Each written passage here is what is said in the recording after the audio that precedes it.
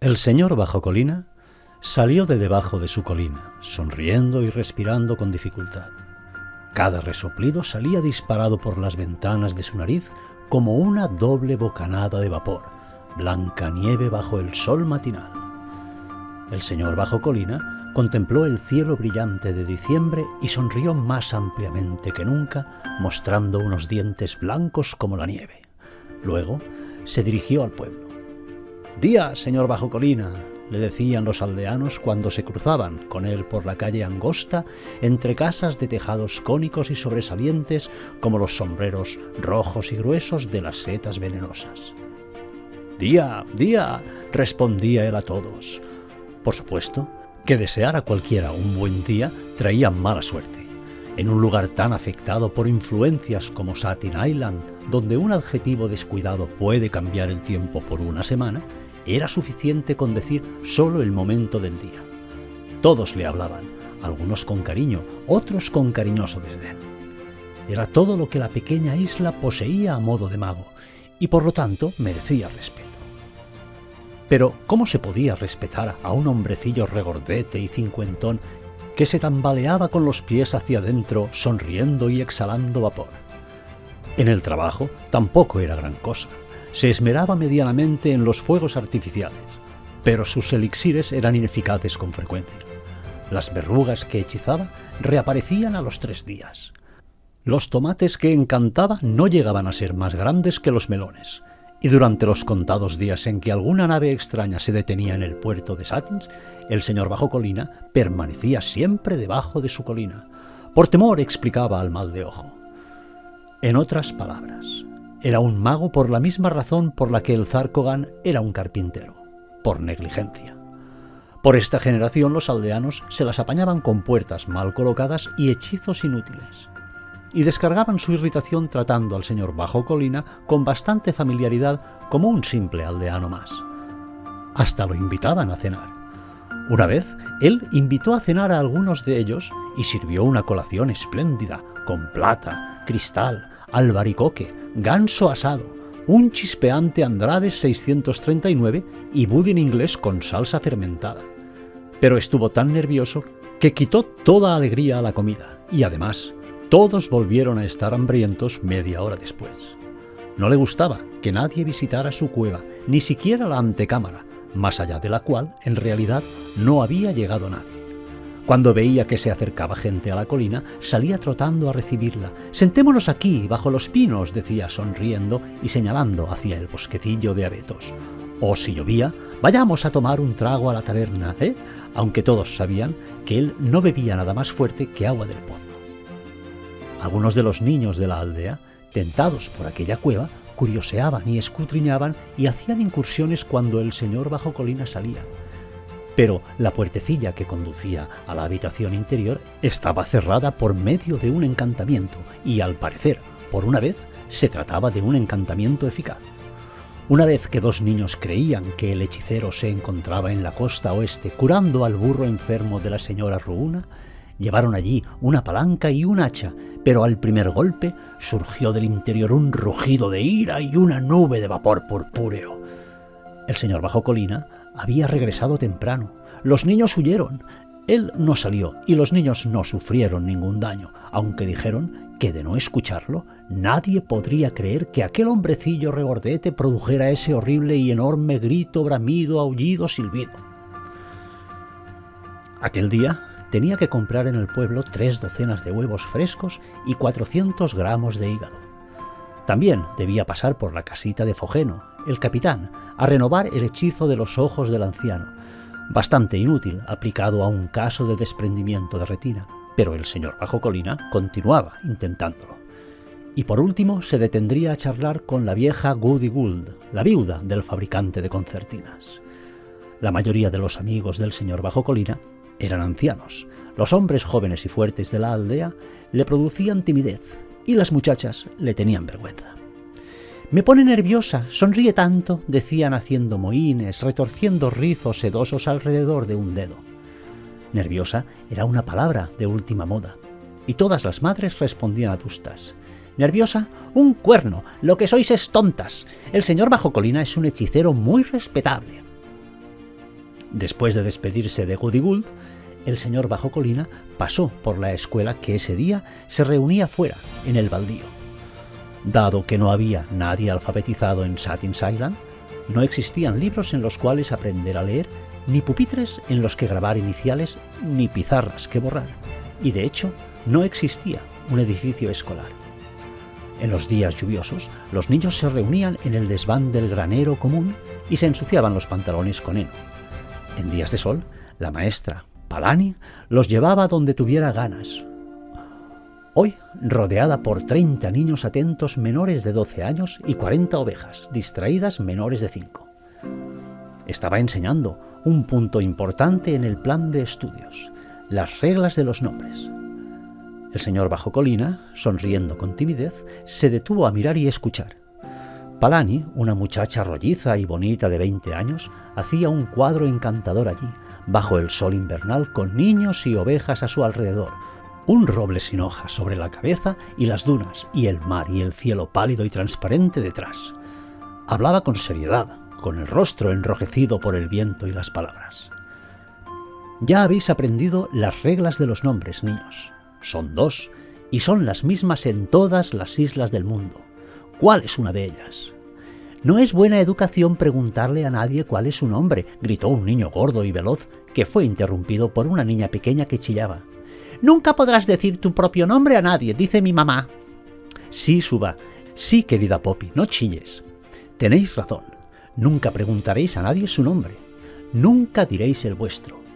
Ahora pensad en ello un minuto y decidme por qué llamamos a nuestro hechicero señor Bajo Colina.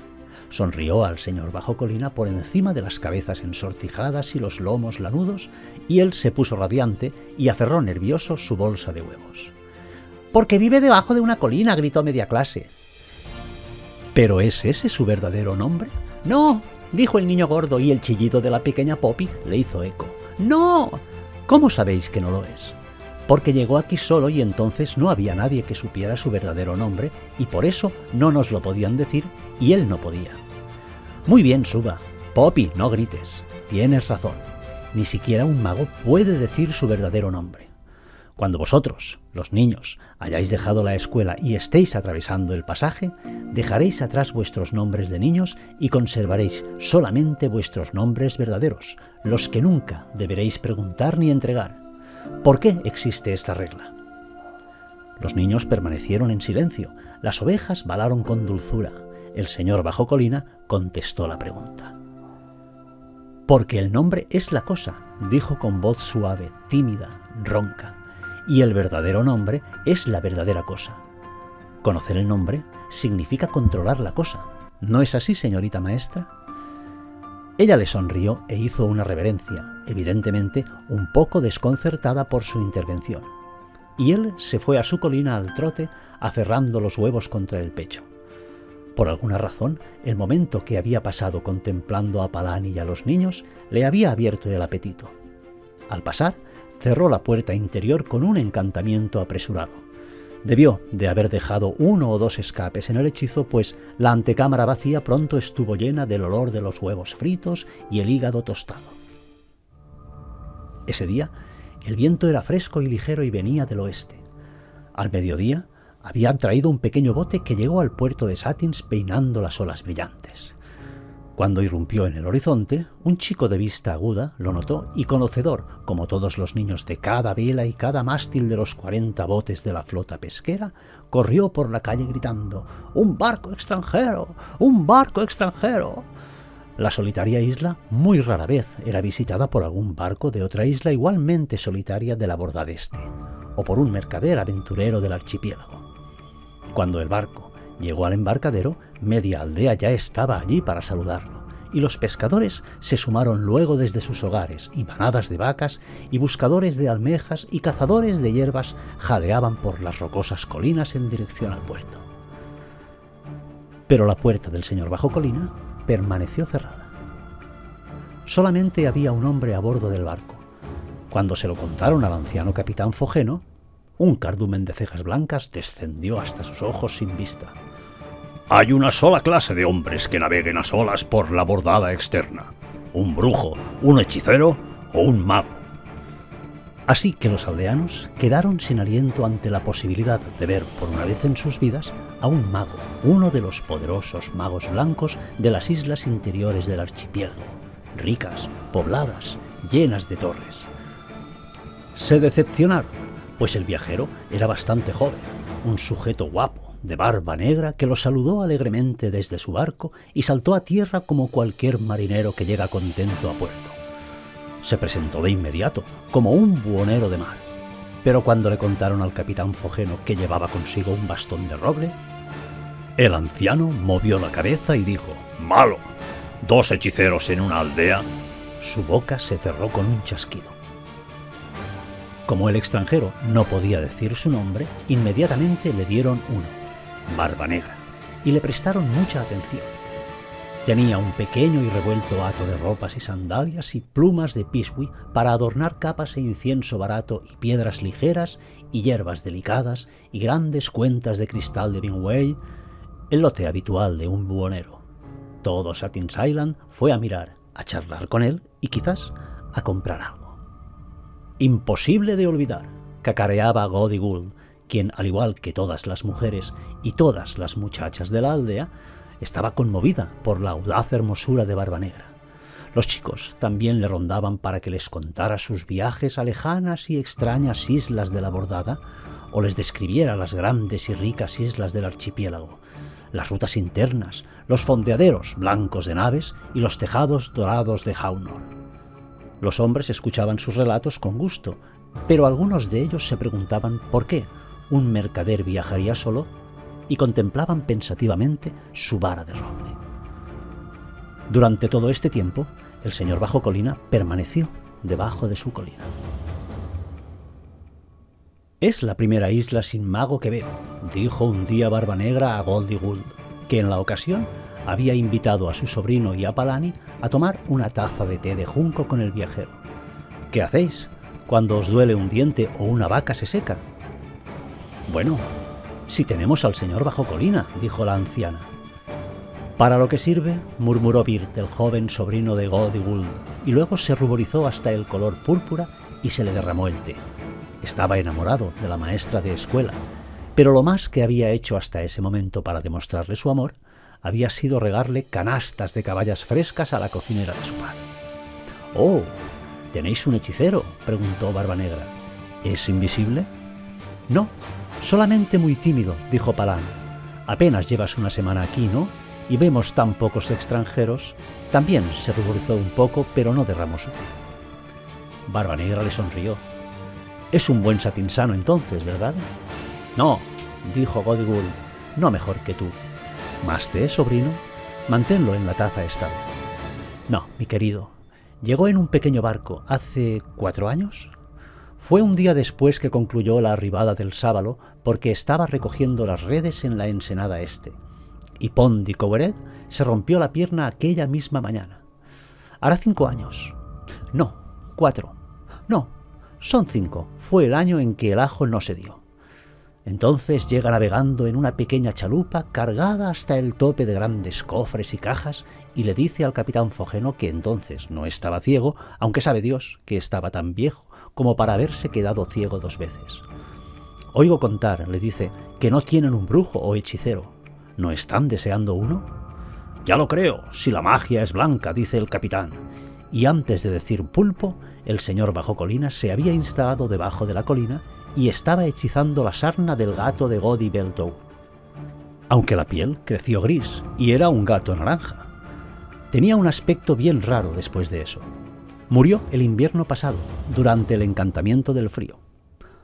Gody Beltow se tomó la muerte de su gato, pobre criatura, peor que cuando su marido se ahogó en las orillas largas, el día de la arribada prolongada de los arenques, cuando mi sobrino, Birt aquí presente, no era más que un bebé en pañales. El sobrino de la señora Gody Gould volvió a derramar el té y Barba Negra hizo una mueca, pero la anciana prosiguió sin desfallecer y habló hasta que cayó la noche. Al día siguiente, Barba Negra se hallaba en el muelle trabajando en la tabla arrancada de su barco, a cuya reparación parecía dedicarle mucho tiempo, y, como de costumbre, hacía hablar a los taciturnos atinsanos. ¿Cuál de estas naves es la de vuestro hechicero? ¿O tiene una de esas que los magos pliegan dentro de cáscaras de nuez cuando no las usan? No, dijo un imperturbable pescador. Está allá arriba en su cueva, debajo de la colina. ¿Llevó hasta su cueva el barco que lo trajo? Sí, hasta arriba del todo, yo ayudé. Llena hasta el tope de grandes cajas, llenas hasta el tope de libros con encantamientos, dice él. Era pesada como el plomo. Y el imperturbable pescador le volvió la espalda suspirando imperturbablemente. El sobrino de Godiguld, que arreglaba una red allí cerca, levantó la vista de su trabajo y preguntó con igual imperturbabilidad: ¿verdad que te gustaría conocer al señor Bajo Colina? Barbanegra le devolvió la mirada. Por un momento, unos ojos negros y listos se encontraron con unos ojos azules e inocentes. Luego, Barbanegra sonrió y dijo: sí, ¿me llevarás a la colina, Birt? Sí, cuando haya terminado con esto, dijo el pescador. Y cuando hubo terminado de remendar la red, él y el del archipiélago partieron por la calle de la aldea hacia la alta colina verde. Pero mientras cruzaban el baldío, Barbanegra le dijo: espera un momento, amigo Birt. Tengo una historia para contarte antes de que visitemos a tu hechicero. Cuéntala, dijo Birt, sentándose bajo la sombra de una encina perenne. Es una historia que empezó hace 100 años y que todavía no ha terminado, aunque pronto terminará. Muy pronto. En el mismo corazón del archipiélago, donde las islas se apiñan densas como moscas en la miel, hay una pequeña ínsula llamada Pendor. Los señores de Pendor eran hombres poderosos en los viejos días de guerra anteriores a la Liga. Botines y rescates y tributos diluviaban sobre Pendor, y allí se reunió un gran tesoro hace mucho tiempo. En aquel entonces, de algún lejano lugar en la bordada oeste, donde los dragones se crían en las islas de lava, llegó un dragón muy poderoso. No era uno de esos lagartos hiperdesarrollados que la mayoría de vosotros, los habitantes de la bordada externa, llamáis dragones, sino un monstruo grande, negro, alado, sabio, astuto, lleno de fuerza y artificios, y que, como todos los dragones, amaba el oro y las piedras preciosas por sobre todas las cosas. Mató al señor del mar y a sus soldados, y los habitantes de Pendor huyeron de noche en sus naves. Huyeron todos, y dejaron al dragón enroscado dentro de las torres de Pendor. Y allí permaneció durante 100 años arrastrando su barriga escamosa sobre esmeraldas y zafiros y monedas de oro, apareciendo solamente una vez cada 1 o 2 años cuando debía comer. Invadía islas cercanas en busca de alimento. ¿Sabes lo que comen los dragones? Birt cabeceó y dijo en un susurro: doncellas. Así es, dijo Barbanegra. Bueno, esto no se podía soportar eternamente, ni tampoco el saber que estaba sentado sobre todo ese tesoro. Así que cuando la Liga se fortaleció y el archipiélago no estuvo tan preocupado por guerras y piratería, se decidió atacar Pendor, expulsar al dragón y recuperar el oro y las joyas para el tesoro de la Liga. Ellos siempre están deseando dinero. Por lo tanto, se reunió una enorme flota de 50 islas, y en las proas de las 7 naves más fuertes colocaron 7 magos y navegaron hacia Pendor. Llegaron, desembarcaron, nada se movió. Todas las casas estaban vacías, los platos sobre las mesas llenas de polvo de 100 años. Los huesos del viejo señor del mar y de sus hombres yacían en los patios del castillo y en las escaleras. Y las habitaciones de la torre apestaban a dragón. Pero no había ningún dragón, tampoco ningún tesoro, ni un diamante del tamaño de una semilla de amapola, ni una simple cuenta de plata. Al saber que no habría podido resistirse a 7 magos, el dragón se había ido. Lo rastrearon y descubrieron que había volado a una isla desierta en el norte llamado Audrat. Le siguieron la pista hasta allí. ¿Y qué encontraron? Huesos de nuevo. Sus huesos, los del dragón, pero ningún tesoro. Un hechicero, algún hechicero desconocido de otro lugar, debió de haberlo encontrado indefenso y lo derrotó. Y después se fue con el tesoro delante de las mismas narices de la Liga. El pescador escuchaba atento e inexpresivo. Por supuesto que habrá sido un hechicero poderoso e inteligente para primero matar al dragón y segundo escaparse sin dejar rastro. Los señores y magos del archipiélago no pudieron seguirle el rastro en absoluto, ni sospechas siquiera de dónde había venido o hacia dónde había ido. Estuvieron a punto de abandonar. Esto sucedió la primavera pasada. Yo había estado ausente, viajando por la bordada norte durante 3 años, y regresé en aquellos días. Y me pidieron que les ayudara a encontrar al hechicero desconocido. Esto fue un rasgo de inteligencia de parte de ellos, porque no soy solamente un hechicero yo mismo, como creo que lo adivinaron algunos de los zoquetes de aquí, sino que soy un descendiente de los señores de Pendor. Ese tesoro es mío y sabe que es mío. Esos idiotas de la Liga no pudieron encontrarlo porque no es de ellos, pertenece a la casa de Pendor, y la gran esmeralda, la estrella del tesoro, y Nalquil, la piedra verde, conoce a su dueño. Observa. Barbanegra levantó su bastón de roble y gritó: ¡Inalquil! La punta de la vara empezó a brillar, verde, un encendido resplandor verde, una niebla deslumbrante del color de la hierba de abril, y al mismo tiempo, la vara se inclinó en la mano del hechicero hasta señalar en línea recta el costado de la colina que se levantaba sobre sus cabezas. En el lejano Aunur el resplandor no era tan potente, murmuró Barbanegra, pero la varilla señalaba en la dirección correcta. Inalquil respondió cuando la llamé: la joya conoce a su dueño, y yo conozco al ladrón y lo someteré. Es un hechicero agraciado que pudo con el dragón, pero yo soy más poderoso. ¿Quieres saber por qué, zoquete? Porque conozco su nombre. A medida que el tono de Barbanegra se hacía más arrogante, el rostro de Birt aparecía más y más obtuso, más y más inexpresivo. Pero al oír decir a Barbanegra que conocía el verdadero nombre de señor bajo colina, se sacudió, cerró la boca y contempló al del archipiélago. ¿Cómo? Lo aprendiste, dijo muy lentamente. Barbanegra hizo una mueca y no le contestó. ¿Magia negra?, insistió Birt. ¿Cómo si no? Birt palideció y no dijo nada. Soy el señor del mar de Pendor, zoquete, y poseeré el oro que mis padres ganaron y las joyas que mis madres usaron y la piedra verde, porque son míos. Bueno, ahora podrás contar toda la historia a tus gaznápiros de aldea una vez derrotado ese hechicero y que yo me haya ido. Espera aquí, o puedes venir y mirar si no tienes miedo. Nunca volverás a tener la oportunidad de observar a un hechicero en todo su poder. Barbanegra se volvió y, sin mirar atrás, subió a grandes trancos la colina hacia la entrada de la cueva. Muy lentamente, Birt lo siguió. Se detuvo a una buena distancia. Se sentó bajo un espino y miró.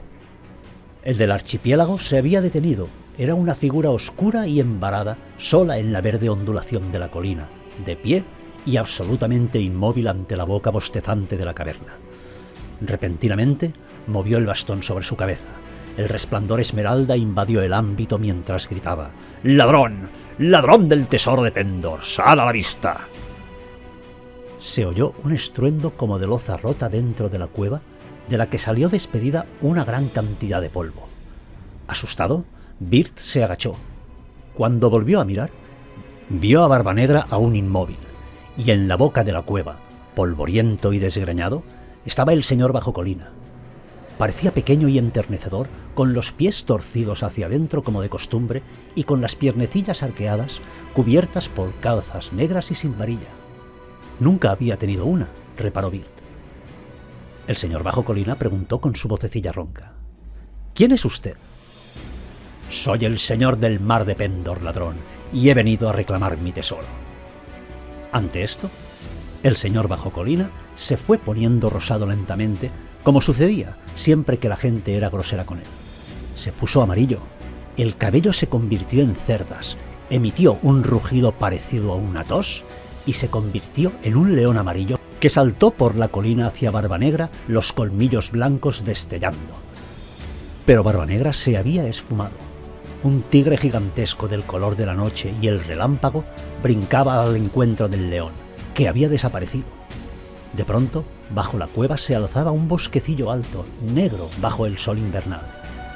El tigre, conteniéndose en pleno salto, justo antes de caer bajo la sombra de los árboles, Se encendió en el aire, transformado en una lengua de fuego que azotaba las ramas secas y negras. Pero donde se habían alzado los árboles, una repentina catarata empezó a caer desde la ladera de la colina, un arco de agua plateada y estruendosa que tronaba sobre el fuego, sobre el sitio ocupado antes por el fuego, que había desaparecido. Por un instante, ante los ojos fijos del pescador se levantaban dos colinas, la verde que ya conocía y una nueva, una loma parda y pelada lista para beberse la torrencial catarata. Esto sucedió con tanta rapidez que Birt parpadeó, y después de parpadear, parpadeó de nuevo, pues lo que estaba viendo era mucho peor. Allí, donde había estado la catarata, revoloteaba un dragón. Alas negras oscurecían toda la colina, garras de acero se extendían tanteando, y de los labios oscuros escamosos entreabiertos brotaba fuego y vapor. Debajo de la criatura monstruosa, Barbanegra se reía. «Toma cualquier forma que te guste, pequeño señor bajo colina», se burló. «Puedo enfrentarte, pero el juego se vuelve aburrido. Quiero contemplar mi tesoro, Inalkil. Ahora, gran dragón, pequeño hechicero, recobra tu forma real. Te lo ordeno por el poder de tu verdadero nombre, Yevahud». Birt estaba petrificado. Ni siquiera podía parpadear. Se agachó indeciso entre hacerlo o no. Veía al dragón suspendido en el aire sobre Barbanegra, el fuego que llameaba a la manera de muchas lenguas desde la boca escamosa, el humo que salía en chorros de las rojas ventanas de la nariz. Vio cómo el rostro de Barbanegra se volvía blanco como la tiza y cómo le temblaban los labios orlados de barba. «Tu nombre es Yevahud». «Sí», dijo un vozarrón ronco y sibilante. «Mi verdadero nombre es Yevahud, y mi verdadera forma es esta». Pero el dragón había muerto. Encontraron sus huesos en la isla de Udrat. «Ese era otro dragón», intervino el dragón, y luego caló como un halcón con las garras extendidas. Birt cerró los ojos. Cuando los abrió, el cielo estaba despejado. La colina vacía, excepto una mancha pisoteada de color negro rojizo y unas pocas huellas de garras en la hierba. Birt, el pescador, se puso en pie y corrió. Atravesó el baldío a la carrera, dispersando las ovejas a izquierda y derecha, y bajó por la calle de la aldea hasta la casa del padre de Palani. La joven estaba en el jardín desmalezando las capuchinas. «Ven conmigo», jadeó Birt. Ella lo miró fijamente. Él la aferró de la muñeca y la arrastró consigo. Palani chilló un poco, pero no se resistió. Ambos corrieron recto hacia el muelle. Birt empujó a Palani dentro del Kenny, la chalupa pesquera. El muchacho desató las amarras, cogió los remos y partió remando como un demonio. Lo último que Satin Sailan vio de él y de Palani fue la vela del Kenny desvaneciéndose en dirección de la isla más cercana en el oeste. Los aldeanos creyeron que nunca dejarían de comentar cómo Birt, el sobrino de Gotiwold, se había vuelto loco y había escapado en un bote con la maestra el mismo día que el buhonero Barbanegra desapareció sin dejar rastro, abandonando todas sus plumas y cuentas. Pero 3 días más tarde dejaron de comentarlo, pues tuvieron otras cosas que comentar cuando el señor Bajo Colina salió por fin de su cueva. El señor Bajo Colina había resuelto que, ya que su verdadero nombre no era más un secreto, bien podía abandonar su disfraz. Caminar era mucho más difícil que volar, y además, hacía mucho, mucho tiempo que no comía una verdadera comida.